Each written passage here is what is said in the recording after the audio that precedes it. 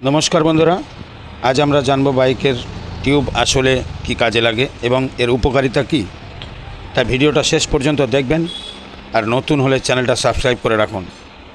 আমরা জেনে নিই, আসুন ভিডিওটা বড় না করে আমরা শুরু করি।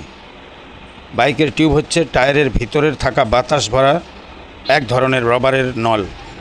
এটার প্রধান কাজ হলো টায়ারের বাতাস ধরে রাখা। টিউব ব্যবহার করলে টায়ার নরম হয়, তাই রাস্তায় ঝাঁকুনি কম লাগে। ফাটল বা পাংচার হলে সহজে সারানো যায়। নতুন টিউব দামেও সস্তা, তাই মেনটেনেন্স খরচ কম হয়। যারা গ্রামের রাস্তা বা খারাপ রাস্তা বেশি চলাফেরা করেন তাদের জন্য টিউব টায়ার বেশি নিরাপদ। তো বন্ধুরা, এই ছোট্ট ভিডিওটা